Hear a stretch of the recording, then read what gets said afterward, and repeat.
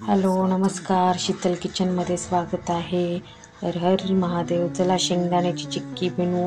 शेंगदाणे मस्त भाजून घ्यायचे, साल काढून घ्यायची, त्याची लो गॅसवरच भाजायचे. बघू शकता तुम्ही मी साल काढून घेतली.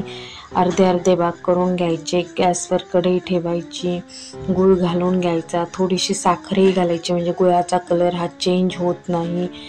थोडंसं पाणीही घालून घ्यायचं म्हणजे पाक तयार व्हायला लवकर मदत होते. पाणी न घालता लगेच गुळाचा कलर चेंज होतो, म्हणून साखर आणि पाणी दोन्हीही घालायचे. वाटीत पाणी घ्यायचं, पाक तयार झाला आहे का नाही पाहायचा. असा आवाज आला की समजायचं पाक तयार झालेला आहे, पण झालेला नव्हता.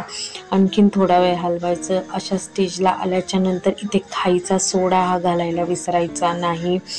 खायचा सोडा नक्की घालायचा. शेंगदाणे घालून घ्यायचे. लगेच हात पटपट फिरवायचा, थांबवायचा नाही. पळपटाला तूप लावून घ्यायचं. आधीच घेतलेलं मिश्रण जे आहे, केलेलं मिश्रण ते पूर्ण ओतून घ्यायचं. नंतर बेलण्याच्या साहाय्याने लाटून घ्यायचं. बेलण्यालाही थोडंसं तूप लावायचं, नाहीतर भाजतं हाताला. हात काय लावायचा नाही, मला खूप भाजलेलं हे. वाटीच्या साहाय्याने पण तुम्ही करू शकता, पण बेलण्याने जास्त भर पडतो त्याच्यावर, म्हणून बेलण्यानेच लाटून घ्यायचं. थोडं जाडच ठेवायचं, जाड चिक्की चांगली वाटते.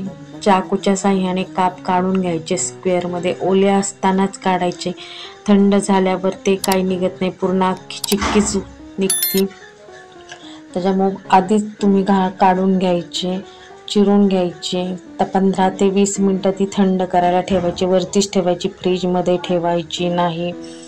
माझी थोडीशी गरमच होती, तेव्हाच मी पाहिलं उचलून, तर ती पूर्ण निघत होते. अजून 15-20 मिनटं ठेवले असते तर अशी तुटली नाही, बरोबर काप निघले असते.